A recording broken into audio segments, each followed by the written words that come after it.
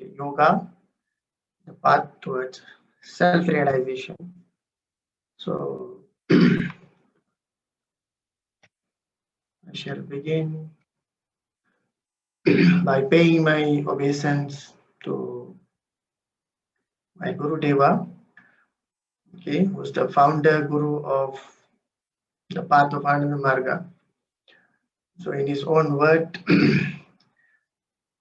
he said that the Astanga Yoga, okay, will allow a spiritual practitioner, okay, be conscious of his or her body and self, and gradually awaken the dormant mental power. And with the help of this developed mind, the person can eventually establish himself or herself in the spiritual self.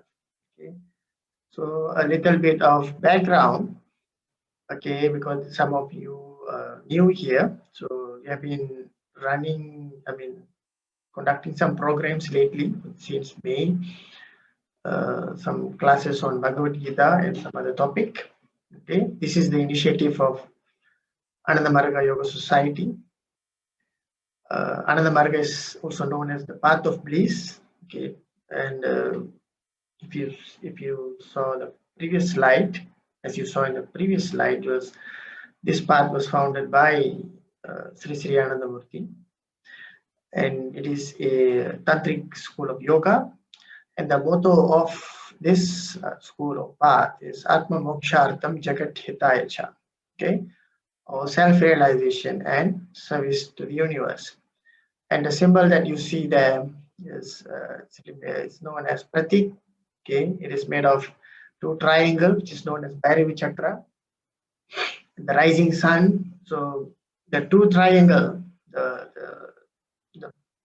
triangle which is pointing inward indicates Atma Mokshartam, or the effort to attain self-realization, and the triangle which is pointing outward is the service that we have to do to this world, to this universe.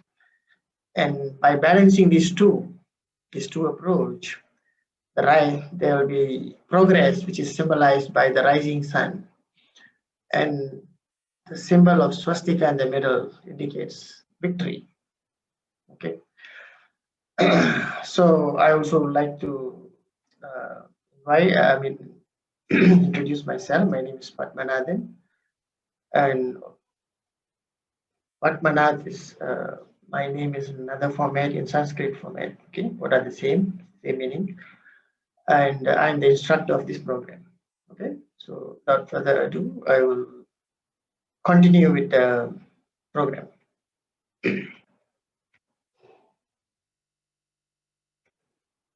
So basically, yoga is an ancient path of self-culture which originated in India thousands of years ago.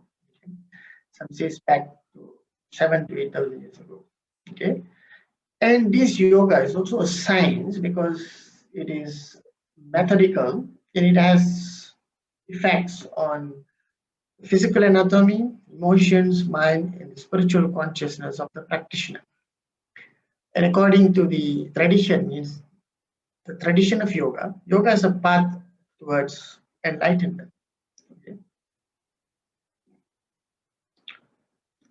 These are some facts about yoga. Okay. Currently, out of the 7 billion population in this world, there are over 300 million yoga practitioners.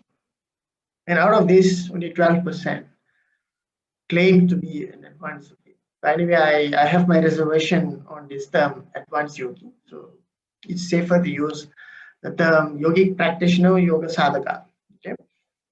And yoga health statistics shows that it can lower systolic blood pressure by 26 points. Okay. And yoga has helped about 52 of its practitioners, this is based on some study, reduce their PTSD symptoms or post-traumatic stress disorder. These are some information for you. And according to this Barrows et al., okay, this is a research. Yoga is an Indian tradition that uses a set of psychophysical practices, okay, in 2002, and this WHO advice, it's used by national health system in all member countries. In fact, in Malaysia, yoga is accepted in the, I'm not sure how widely it is used in the health facilities.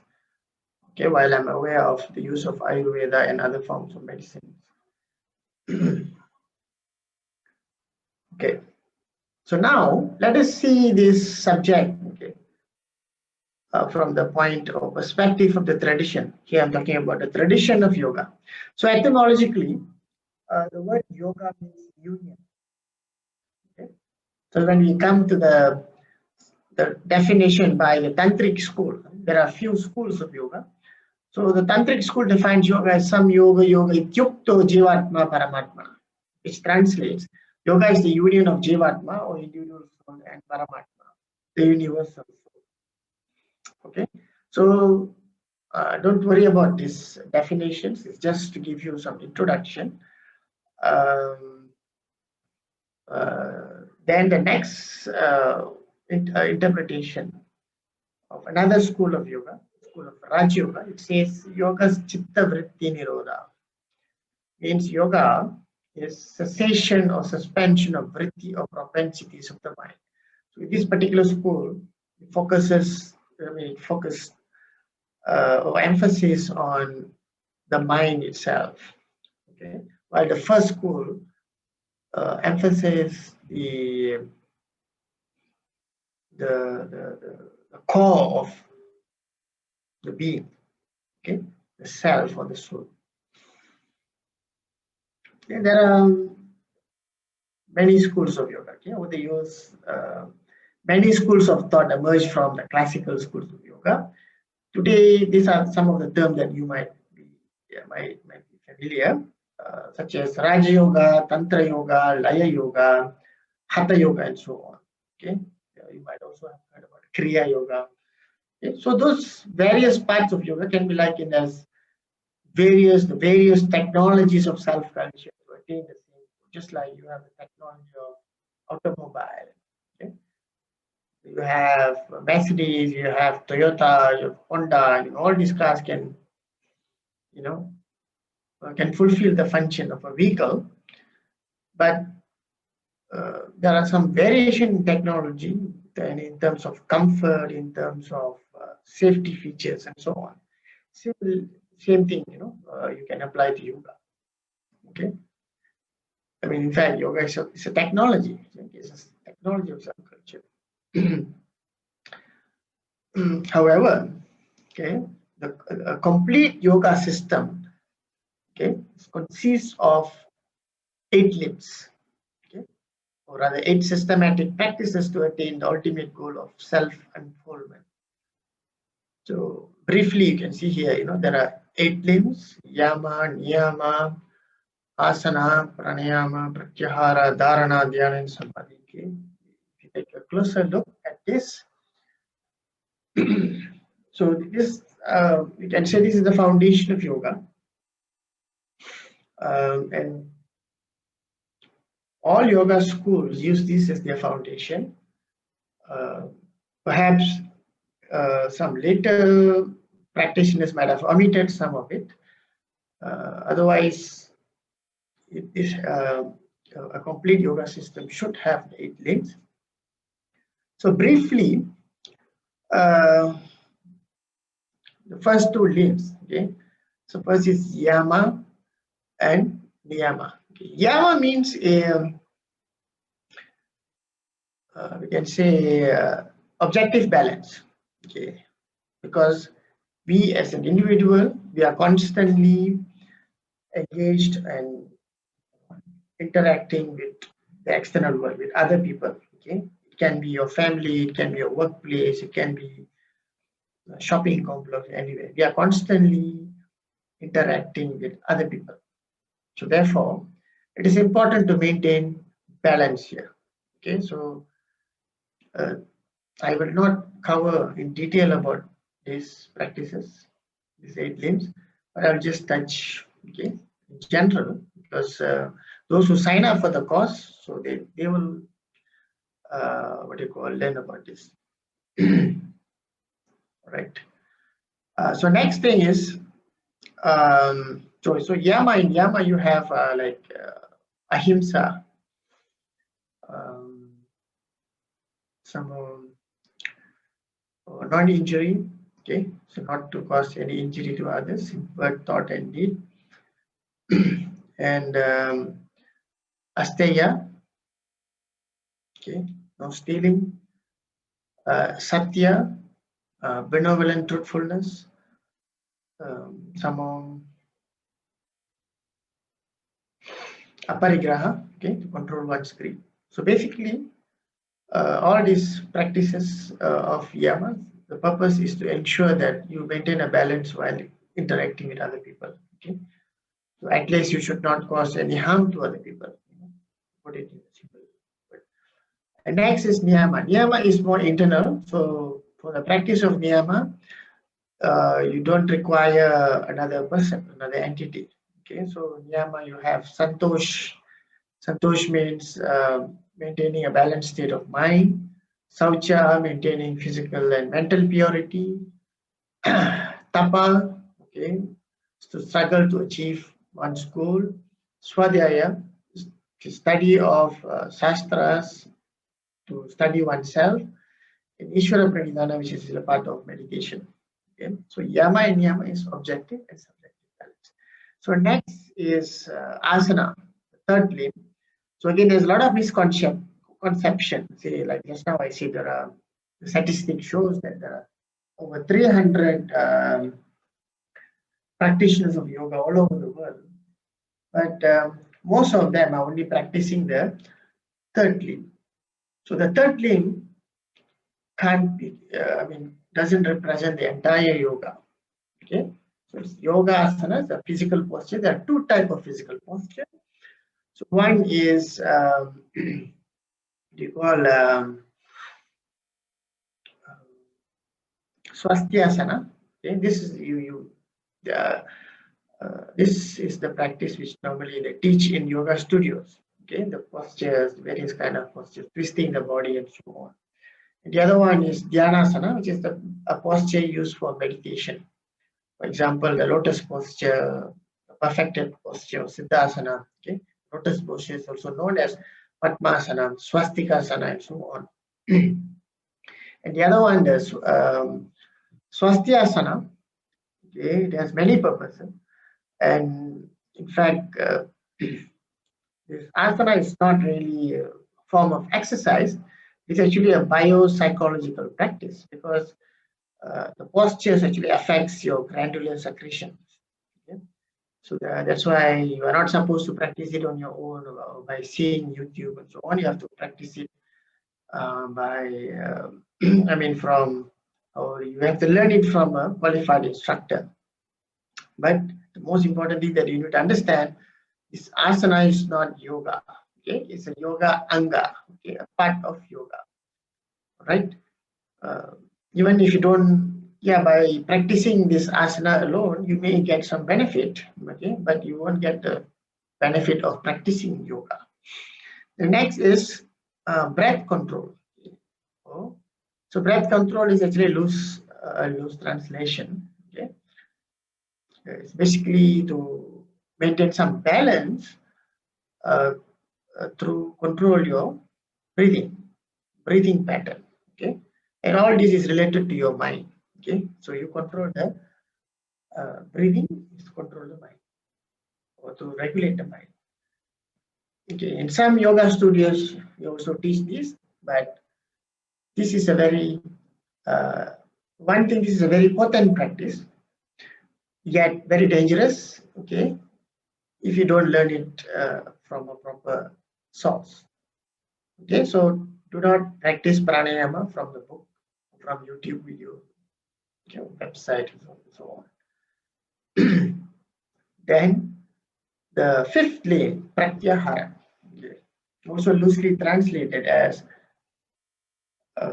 sense withdrawal. Okay? So pratyahara is about withdrawing your mind from the objective world.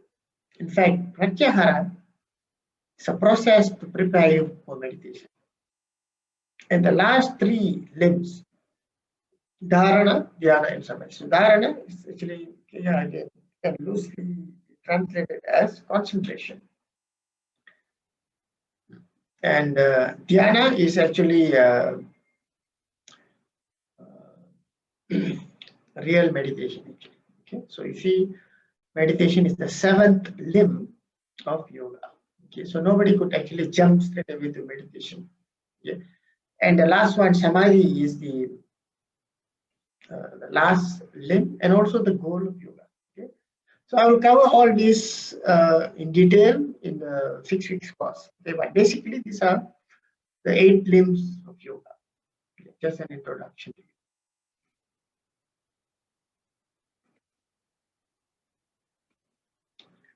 Okay, so these 8 limbs will result in balancing the human consciousness. Okay, so for the layman, so you just have to remember this, that yoga is basically about balancing ourselves within and without. Okay, so like the first 2 limbs about objective and subjective balance. Okay, so posture. Okay, so by maintaining a steady posture, it actually allows you to be balanced. Okay, from within. So if you look at this diagram in the middle, mind, body, and spirit. Always remember. The entire 8 limbs which I explained just now is about balancing yourself. In fact, the ultimate goal of yoga samadhi is about balancing. Okay, so it begins from within. Okay, so we begin from your body and your mind. And your mind itself is not just conscious mind. According to the Western psychology, they say mind. It focuses always on the conscious mind and subconscious. Okay, and they don't have much knowledge about the unconscious. So if you look at the psychotherapy and all that, they have a set of questions to understand or to study you, okay, by studying your behavior. But in yoga, we go much deeper. So now, we have seen the traditional, the definition of tradition for yoga. So I always stick to the tradition. It's very important because the tradition of thousands or maybe thousands of yogis. Okay, so never fail. Okay, so as long as you follow the tradition, you will not go wrong. And there are a lot of so-called new age yoga movement, which I don't encourage very much. So here, but let's talk about relevance of yoga from the perspective of a beginner. So here, some of you may have some experience about yoga, might have followed some system of yoga, some school. Some of you might have heard about it or read about it. So without worrying about the traditional interpretation, for example, the first interpretation says that yoga is union of the individual consciousness or soul or individual soul with the universal soul. And most of you don't have any idea about this. Okay, you don't have to worry about that. So what is important is you need to understand yourself as an individual. Okay? You need to understand what constitutes a human. So body, mind, and soul. Okay, we use this formula only. Body, mind, and soul. Try to understand your body. Okay, what is the body? Okay, so body essentially is an organism. Okay, and the body has this what you call the instinct, or guided by the instinct of survival. Okay? And the body doesn't function alone. The body has to be guided by the mind, and the mind doesn't exist alone. Okay, the mind is being guided by soul. Okay, so you may not understand the soul in the beginning. So in the practice of yoga, you start with the body. Okay? And when you start with the body, You start with the body. By certain practices, you can actually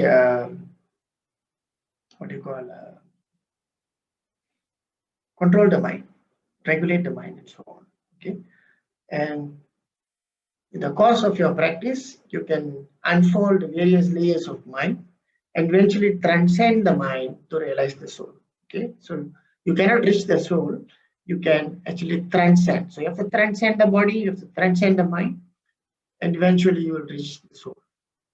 Okay. So also, to be a yogic practitioner, you need to understand the aspiration of or the aspirations of human beings. Okay, so is it just survival? Is it just progress or enlightenment? Okay, so mostly the aspiration will be centered around survival and progress. So we need to understand about this survival instinct. We need to understand. Most of us, we don't understand. We are actually living in the autopilot mode. Okay, so I mean, our instinct naturally will guide us to survive, and we will have some form of conditioning from the knowledge that you receive from our parents, from the surrounding, and from the schooling. Okay, so whether that is the right path or not, we are not sure. Okay, but to be a person, to be a practitioner of yoga, or the purpose of the yogic practice itself, to make yourself more aware of yourself, okay, more aware of your consciousness. Okay, so enlightenment is a process. It's a state which comes at the end after you understand your survival instinct, okay, or instinct for progress and so on.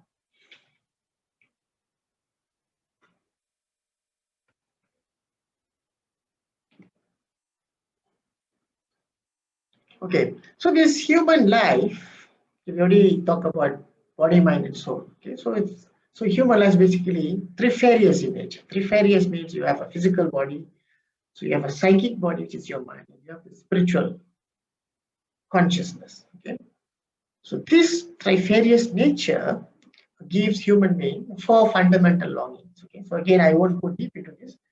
So because you have a physical body, you have this instinct for survival. This is karma in Sanskrit. So the next is artha. Okay, so your mind constantly long progress. Okay, so if you compare yourself, human being, with other life forms on earth, even after thousands of years, the closest to human being evolution is the apes. You don't see any apes even the last 1,000 years starting your school, okay, trying to study and so on. So something is distinct in human being. Okay? This is actually the developed mind, and that's why human being have this urge or longing to progress. And whatever we have in modern day today, all our achievements is because of psychic longing. So dharma is the third longing, which can be translated as psycho-spiritual. That means when you have the urge to understand yourself, to understand the purpose of life and so on, that is dharma. The last one is moksha, because after you understand dharma, you will gear up towards moksha. So yoga is will allow you to, will help you, assist you to fulfill the four longings. So according to the yoga philosophy, every human being have to fulfill all these four. Otherwise, your life will not be balanced. Okay.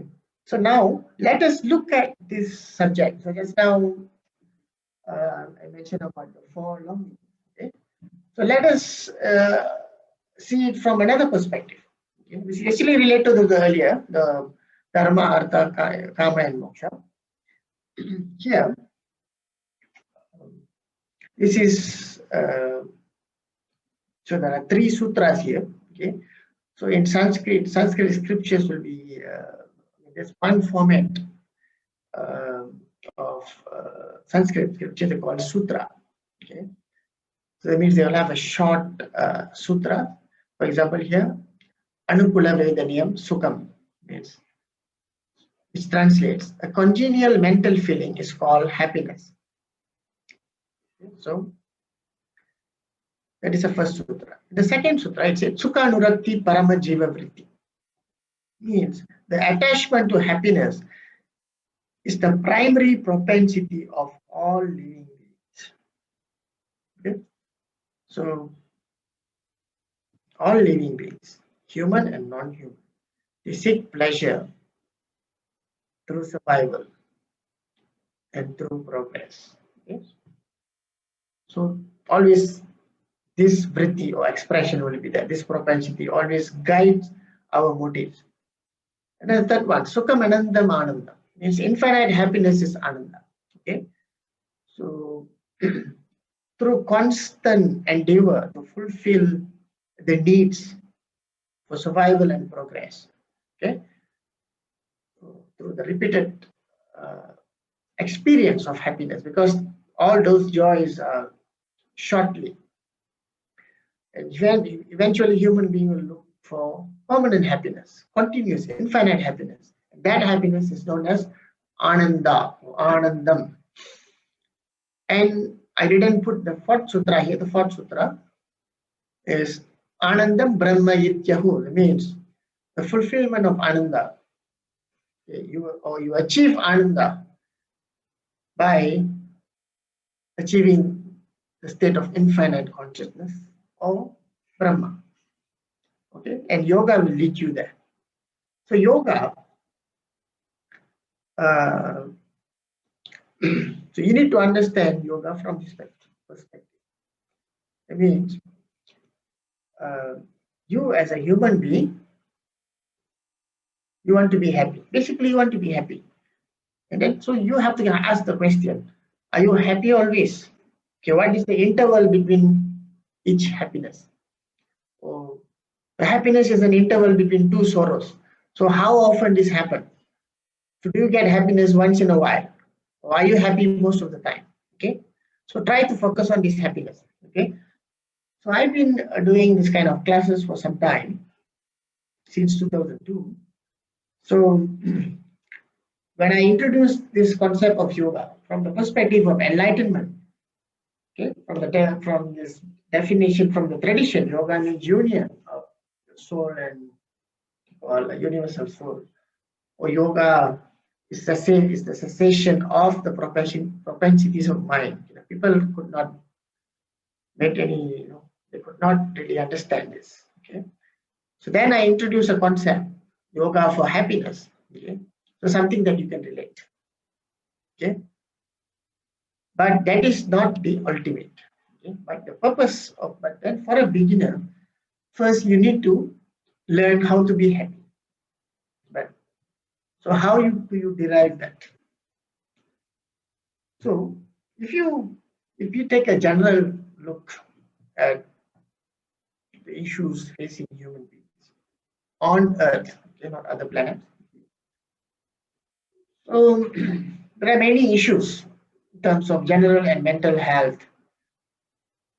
Climate change, okay, we all know what's happening. Human Malaysia is affected by climate change.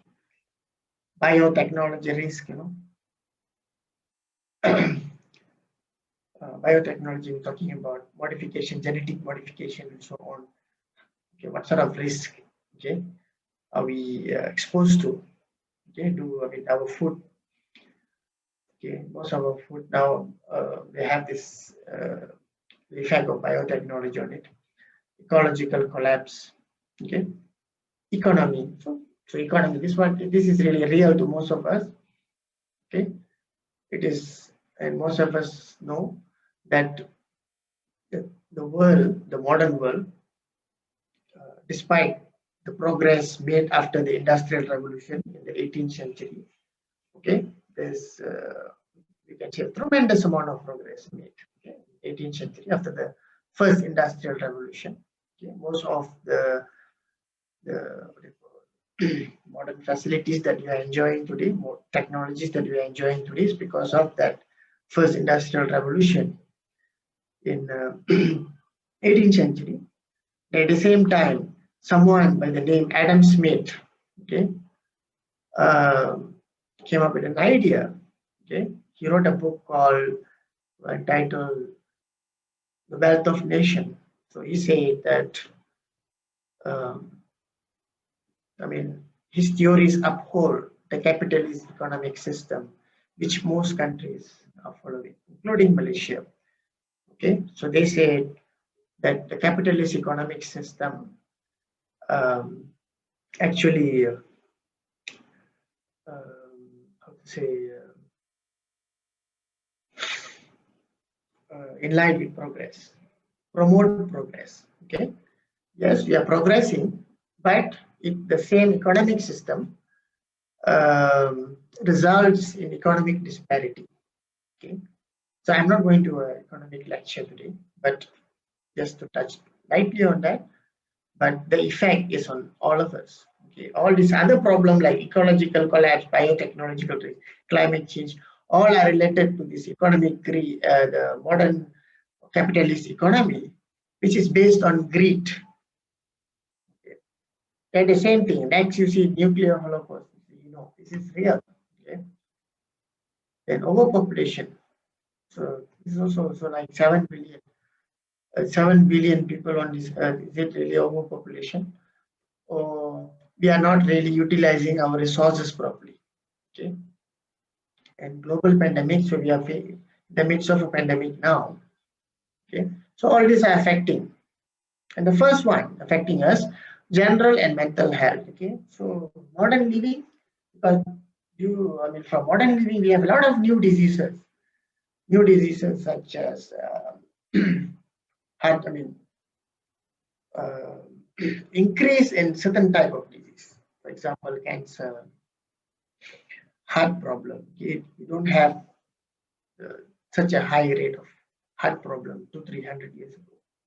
Today, a lot of facilities, a lot of technologies to improve our life. We have problem with hyper blood pressure, heart problem, cancer, and so on. And the other one is mental health. People can't sleep at night. People need some kind of sedatives to sleep. So what is the reason? And mental health, people with mental health is on the rise. It's not being addressed properly. Okay. So I'm not saying that yoga has a magic to solve all this, but definitely it has a solution. Right? So next.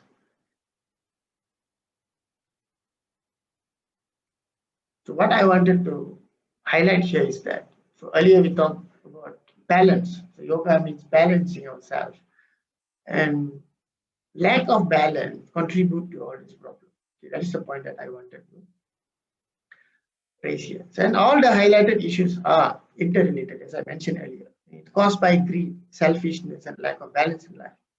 And restoring balance and peace in the world begins at the individual level, as individuals forms the society. Okay, the society is not formed by uh, by a few people. So all of us form the society. So yoga is a solution to reorient human life to ensure all-round balance at the individual and collective level. Okay? When we live, we should not forget about the collective interest.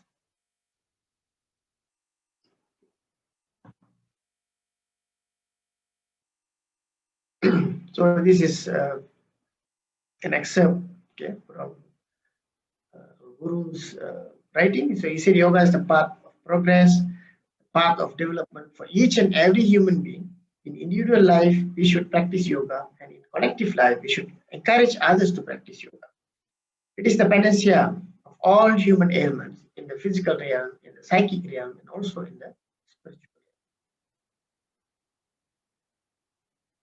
realm. Okay? So, what sort of solution yoga is offering to you for the human problem? Okay? So, I'll just touch briefly on this. So yoga can promote well-being, okay, physical and mental health, personality reorientation, mind management, breaking the conditioning of the mind, okay, promote happiness and spiritual enlightenment. Okay, so we will cover all these in detail in the 6 weeks course. Okay, But I will touch on the well-being just to give you an idea. So according to one authority of yoga, so Swami Niranjananda of Bihar School of Yoga, so he said yoga is an ancient system of philosophy, okay, techniques and lifestyle that works on the whole person, okay, his physical well-being, vitality, mind and emotion, wisdom, ethic, and a healthy relationship with other people, and the fulfillment of our spirituality. So this is also an excerpt from a conference, Sydney conference, titled "Knowing the Human Being in Its Entirety," okay, which was held in Turin, Delhi, in October 2015. It says a disproportionate stress activation for long periods of time causes negative effects on the overall health of the organism. Okay? So basically, it says the continuous stress owing to bad lifestyle will result in continuous secretion of stress hormones such as cortisol. Okay? So according to neuroscience, okay, the neuroscience saying that in human organism, the stress response is modulated at a cerebral level by the HPA axis or hypothalamic pituitary and adrenal axis. Okay? This is actually glands in the human system. Faced with continuous stress, the HPA responds with a mechanism that leads to increased level of cortisol. Okay? It's a stress hormone. Cortisol is a stress and anxiety hormone. Okay? So this hypothalamus is in your brain. Okay? Pituitary is at a midpoint. It's at the center of your brain.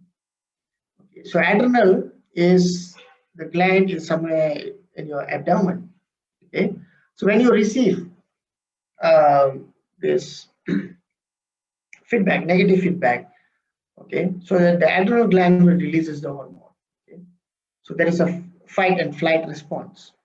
Okay, so through these communications, so this cortisol will be released constantly in the bloodstream. Okay, I give an example. So suppose somebody is being hostile to you.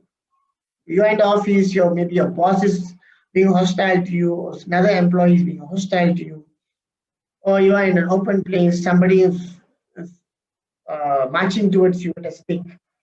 Maybe it's not marching towards you, but just by seeing that person, your adrenal gland will begin to secrete a lot of adrenaline. Okay, and you can run maybe faster than Usain Bolt. Okay, that is actually a safety mechanism. But when we are constantly under stress, so the adrenal gland will constantly release the stress hormone, and this will affect our health in many ways. Okay, and it also will affect your blood sugar, blood glucose level. Okay, so this is the HPA. So like, okay, I mean, it's another.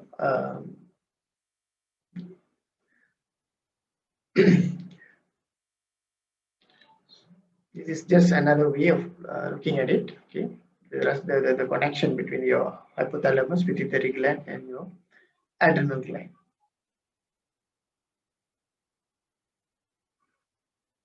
So now, on the contrary, yogic practices such as pranayama, the breathing, breath control, and the meditation favors the production of wellness neurotransmitters. Okay, it is also known as the happiness hormones such as the endorphin, serotonin, dopamine, and oxytocin.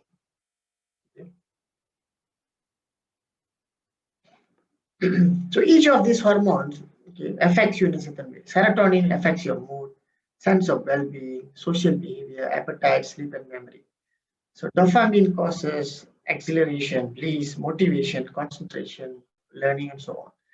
So endorphins relieve stress, relieves pain, gives you the feeling of euphoria and pleasure. Okay. Oxytocin is from the bonding, arousal, trust, communication, communication skill, anti-stress, and so on. So all these hormones, these happy hormones, will be released through various yogic practices. Okay. But there are other practices also, like exercise. Exercise releases endorphins. Okay? Relationship, closeness with your partner releases oxytocin. Okay? It works in various ways. But yogic practice, regular yogic practices, promotes these happy hormones and promotes good health in you. Okay. So what I'm trying to say is that yoga promotes well-being. So when your physical health and your mental health, and when you are happy, people around you will be happy. Okay, at least they won't be affected, harmed by you. Okay, and you can be a very productive employee in the organization. Okay, you can be a productive citizen, not only to your country but to the world. Okay, so people who are happy will exhibit less antisocial behavior.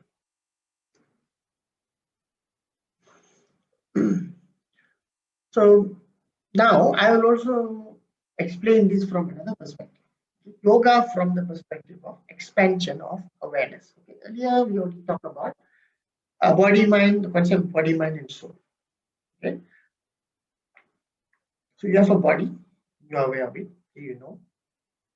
Now, talking about the mind, so the mind has three parts: conscious, subconscious, and unconscious. The conscious mind actually controls the body. All your mechanism in the body, okay, is controlled by the conscious mind. The subconscious mind is actually the part of mind which actually which does the thinking, memorizing, problem solving, and so on. So unconscious is the deeper layer of your mind, okay, the layer of intuition, okay, and higher spiritual realization. So the conscious mind operates the body for survival, while the subconscious guides the conscious and harnesses knowledge for progress. Okay, so you receive your education through your subconscious mind.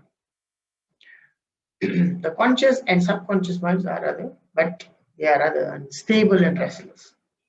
Okay, but the unconscious mind has infinite potential to be tapped and manifest in every individual from time to time. Okay, most of you, you are not using your or utilizing your unconscious mind unless you already develop this mind. Okay, but your intuition will work from time to time. Okay, whenever it is needed. For example, suppose you are a researcher, you start to think about a problem repeatedly, and you go to sleep. You will receive the answer for the problem in your dream. Okay? Dream happens through subconscious. The unconscious will pass the message. The unconscious mind will seek the answer from the universal consciousness, the universal mind, and pass the answer through your subconscious mind. The subconscious mind, based on the image that you have in the subconscious. For example, maybe you like your father, it might be like your father talking to you. Maybe your teacher is talking to you, or your deity is talking to you. Okay, so subconsciously you will receive the answers that way. Okay, that is how one way how intuition works. Another one, another way is like some thoughts will just pop in your mind. For example, Newton, scientist Newton was looking for some answer, and he saw the apple dropping from the tree, and the intuition popped, and you understand that is the theory of gravity. Or this Darwin, suddenly he formulated this theory of evolution. So he received that in some kind of vision. Okay? But prior to that, he was constantly thinking, okay? And that thinking triggers it. Or another way how intuition works. You are far away from someone who's very close, maybe your family member or your friend. Okay, something bad happened to them or going to happen, and you will feel one kind.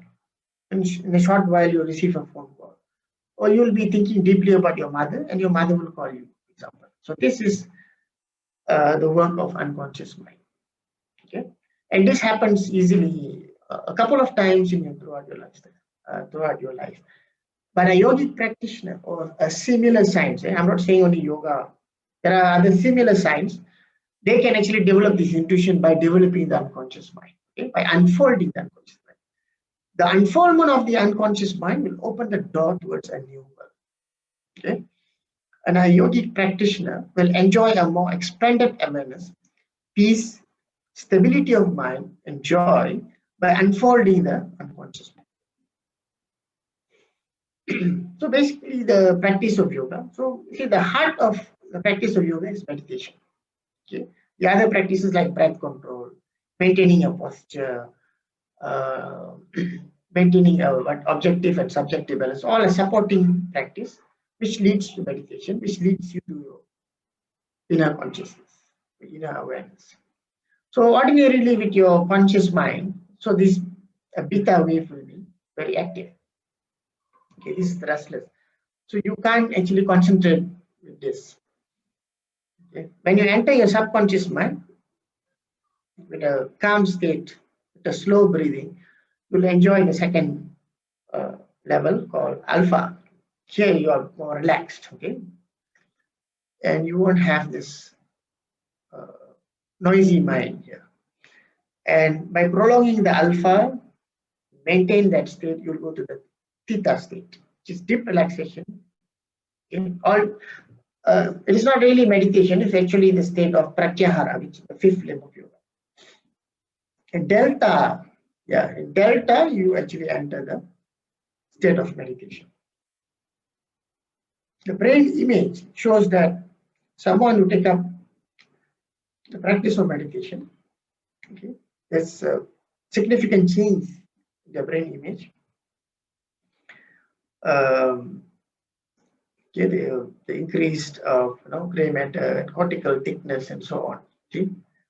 So these are all based on real research and study. In fact, there was one Swami from India, Swami Rama, who went to US in the 70s, if I'm not mistaken, 70s, 80s. He did some, he allowed the scientists in US to, what do you call, examine himself. So he demonstrated a few things like stopping the heart. So there's a book on this entitled Swami. So in that book, it is mentioned about this. So he could stop his heart, stop his breathing, okay, and he also exhibited this telekinesis. Telekinesis means moving an object, okay, physically through the mind, okay. But actually, that is not the purpose of yoga, okay, to stop your heart and all that. But it's just those abilities are there. So in conclusion, so yoga begins by understanding our individuality. Okay, it doesn't matter if you don't understand what is the soul and what is the universal consciousness of God. Doesn't matter. When you understand, so you are the microcosm. So the microcosm is the exact replica of the macrocosm according to yoga philosophy. So by understanding your own individuality, okay, you can begin your journey of yoga. Okay, so the tradition don't teach yoga by indoctrination. Okay, it's by practice, by direct perception of truth. Okay? So body, mind, and soul. You have to understand that, and by exploring your own consciousness, you'll find it. So yoga is basically an effective practice for self-unfoldment. The practice of yoga are scientific and methodical and will ensure positive results if practiced regularly. Okay, that is the key word. Practice regularly, sincerely and regularly. And the approach of yoga is holistic as it covers every aspect of human life. Okay, with that, this is my brief introduction about the path of yoga. Okay, and for those who are interested to join my 6 weeks program, so this program is for those who are interested in yoga sadhana or meditation. The course will cover the following: introduction to the path of yoga, the 8 limbs of yoga, the nature of mind, technique of meditation, stages of meditation. So I understand that there are some of the some members of Ananda Marga in this course, so they can also join the 6 weeks program. You know, maybe you already know some of it. It can be a refreshing course. Okay, and I also be covering some things based on scientific evidence. And those of you who are new, you can welcome to join. Okay, even if you don't have prior experience with yoga, but I require full commitment in this program. It means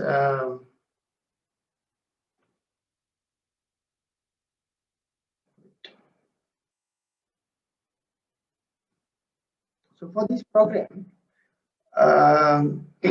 first, please contact me. So contact me through my WhatsApp. Okay, if you are interested. So there's limited what do you call this, only about limited participant, because the course is going to be an interactive course. Okay, the time is 8 to 9 every Saturday for 6 weeks. And yoga begins with discipline. Okay, they said after yoga, Anushasanam means yoga.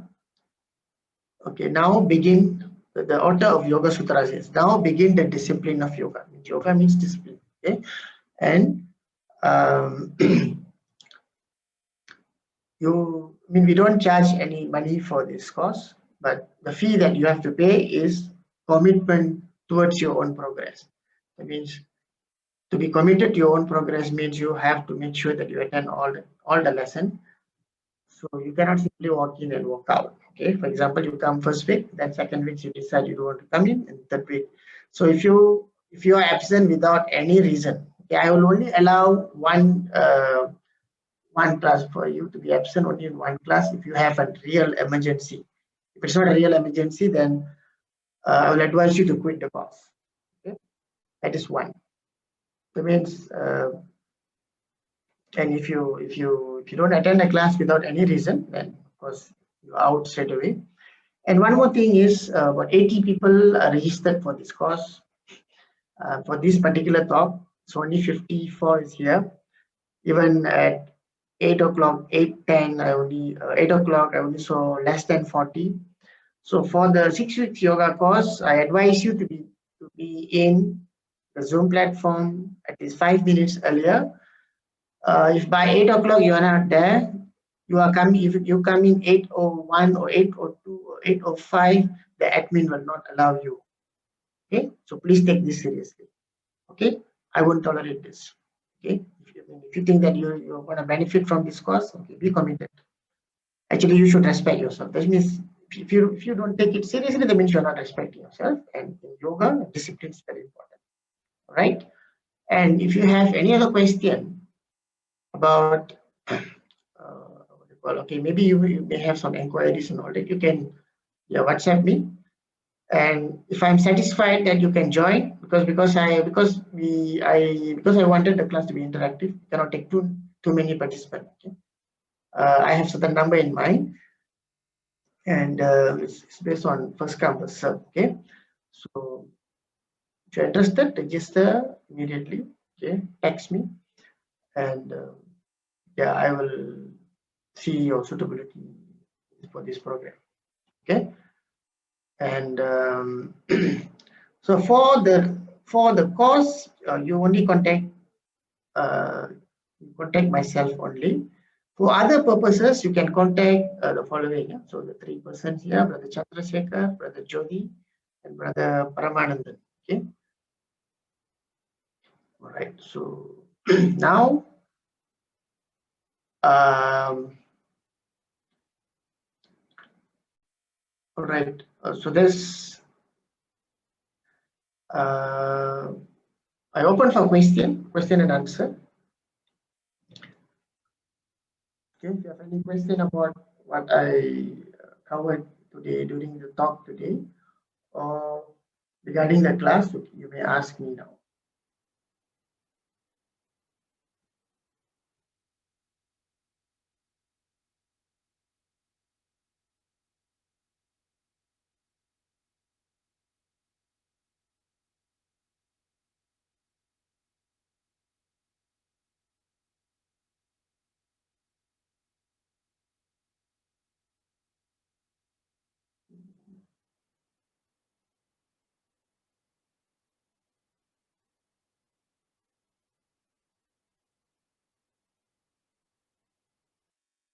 Okay, any question? Okay, those who already registered, okay, the registration, there's a question from Ms. Anusha Gopinath here. Okay, if you have registered for this talk, it's different. Okay, to register for the course, you have to register separately. And I know there are some of you who already registered for the course earlier.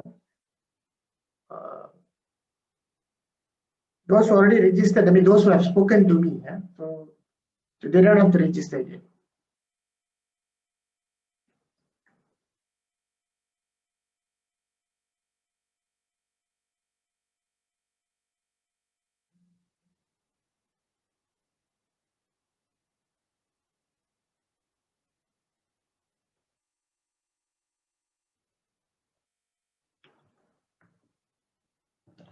Any questions? I'll give another 5 minutes, please.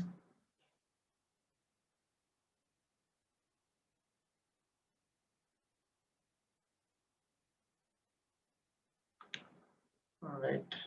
And of course, those who can't join this time around, it doesn't matter. We will offer this course again in the future. You can join the what do you call next round. Huh?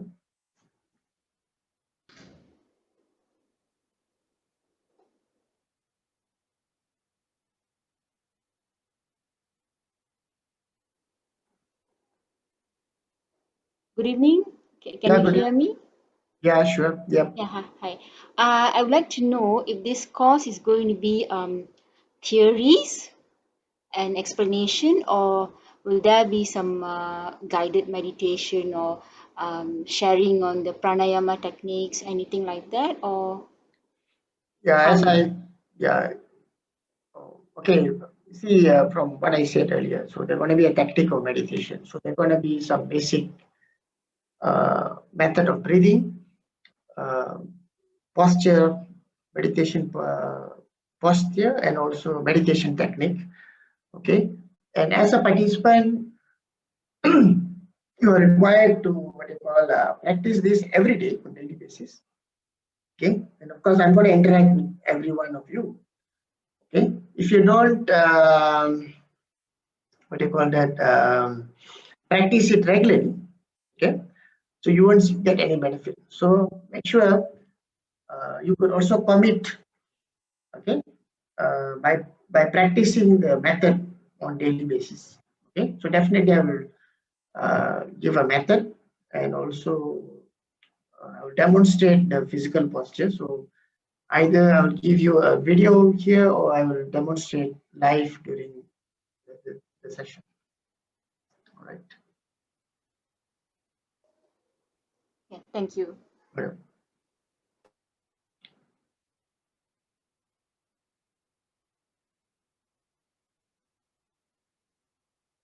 Okay, there's a question. So, what type of interactions which I'll be asking? See, I will get to know every participant. Okay? In fact, when you want to join this course, I will ask you. Even the Google form will be there. So, what is the purpose of you joining this? You know? So then there will be interaction, because I wanted to know what is your progress in the practice. Okay, because this practice, even after we finish the first round, okay, we may have a level 2. Okay, for those who want to continue.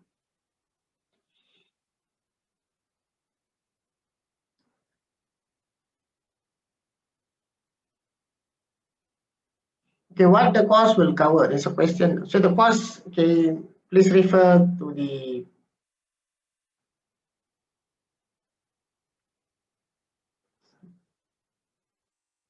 okay. So if you look at this slide, okay, so all going to cover on yoga, the concept of yoga, the 8 limbs, okay. The 8 limbs itself, that is the backbone of the whole thing. Okay. In every week, we will cover all this. And we will try to understand the nature of mind. Okay. Conscious, subconscious, and unconscious. Okay. And there will be a method of meditation. Okay. And the stages of meditation. What are the stages and all that? The theory behind it. Okay. Basically, there will be practical and theory and philosophy.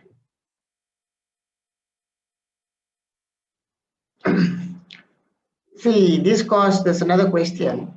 Whether there's a the course will cover specifically tantric yoga practice. See, tantra yoga and all that, which involves kundalini and all that, is after you finishes this beginners course, maybe up to level 1 and level 2, and then of course our under the Marga Yoga Society, we offer initiation into the tantric system, okay, through diksha, through our acharyas, okay. But first we have to finish this course first.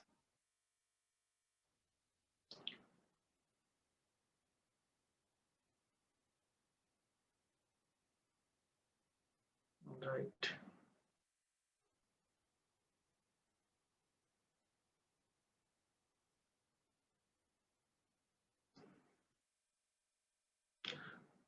Okay, there's a question from Shanti. Can we get the recorded copy of the sessions, including this one? Okay, for the participants, of course, you would receive this. But I don't know whether the admin will put the recordings in the open. Okay, so we'll let you know. And you please contact the admin for this clarification on this.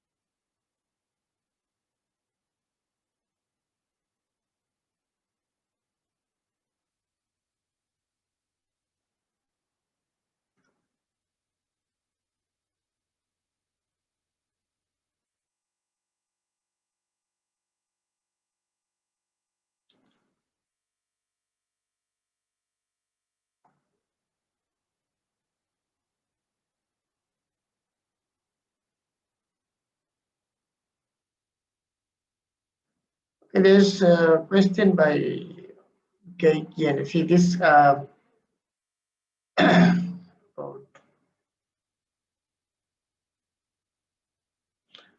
okay, can you voice out your question? See, I think the question is not clear. I don't know what you mean by the how to identify this being, whether it's authentic.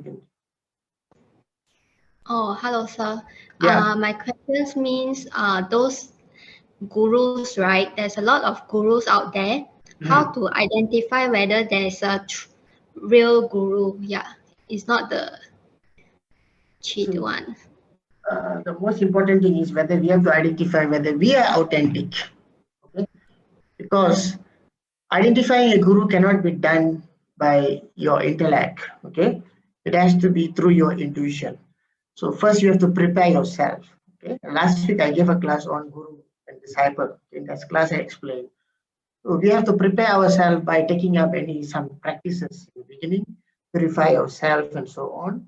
Okay, you can learn many kind of meditation, not necessarily yogic meditation. There are Zen meditation, Buddhist meditation, all this. And then you follow the practice properly, you can unfold your unconscious mind. When you purify yourself, follow the right path. Okay, like in Buddhism, they have this Ashtanga Marga. So when you follow, okay, it's not similar to Ashtanga Yoga, but it's eightfold path. Okay, so all those practices actually will purify yourself and will actually allow you to unfold your unconscious mind. And through your unconscious mind, through the intuition, you'll identify the guru. Okay, because there are a lot of gurus, I mean, a lot of people outside there that teach a lot of things, but you can actually do your own research. I mean, you can study some standard works, okay, and even from there you can understand how authentic somebody is. Okay, because some of the teachers there, the new age teachers, they might be very good presenter, powerful intellect, but that doesn't mean that they might be spiritually elevated. But anyway, I'm nobody to comment about that. But the safest way is that you tune yourself within, and your intuition, your soul will identify the right guru for you. Okay, thank you, Yeah. thank you, thank you, sir. Welcome.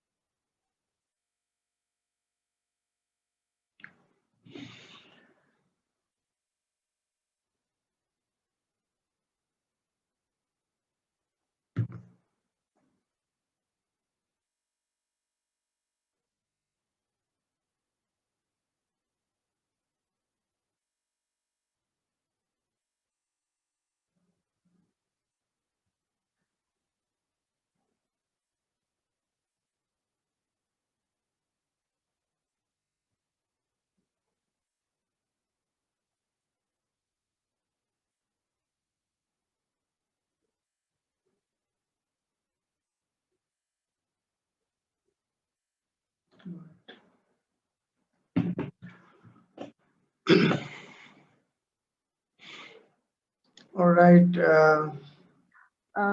Good evening, sir. Namaskar, Padma sir. Can you hear me? Namaskar. Yeah, I can hear. Okay, so my name is Shalini. I Yeah. just want to ask, in the 6 weeks of the Ashtanga yoga course, you said that you will also cover about the 8 limbs of yoga, which includes the asana.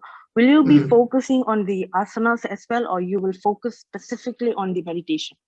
I only focus on asana related to meditation. So there are 4 basic asana which can be used for meditation: Pathmanathan, or the lotus posture, the Siddhasana, Swastikasana, half lotus, or if somebody can't do even that, they can do this Sukhasana. Okay, and if people have really problem sitting down, okay, the worst case scenario, they have to sit on the chair. Okay, keeping the spine straight. I will only focus on this asana. I won't focus. We don't have the avenue to teach this the swasti asana, the other postures. Okay, perhaps in future you'll find some way. Okay, but for this particular course, because the focus is on meditation and other things. Okay. All right. Thank you, sir.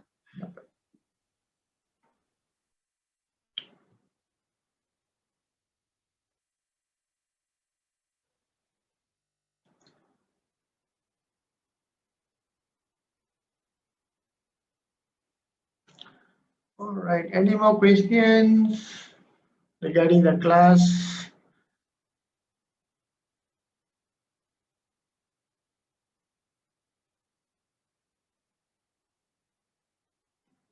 Okay, there's a question from Mr. Murali here. See, pranayam, there are some basic pranayam, simple pranayam. See, even to breathe naturally, to do deep breathing is a form of pranayam. So we will teach safe pranayam, participant related to your practice of meditation. Okay.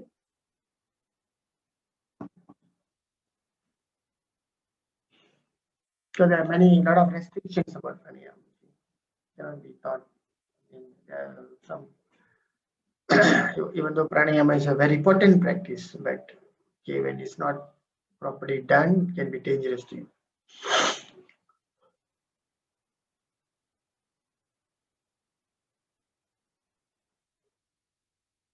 Okay, I believe there are no more questions. Okay, so those who are interested, you can just contact me directly. And when you contact me, please identify yourself. Some of I'm receiving some messages that are not even identifying yourself, whether you are a male or female, I don't know. Okay. All right.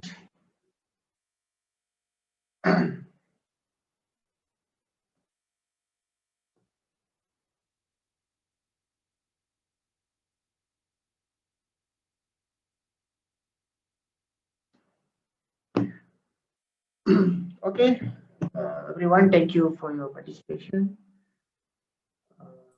Thank you, sir.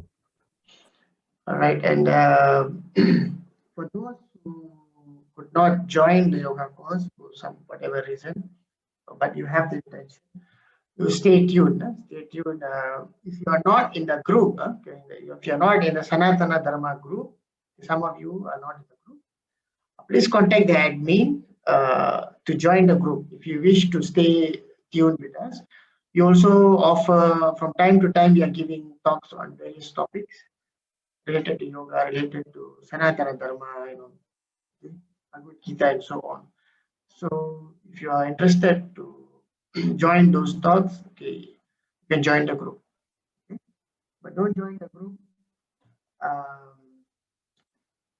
without what you call that and be idle. Okay, please participate. All right. Okay. Thank you very much and namaskar. Okay.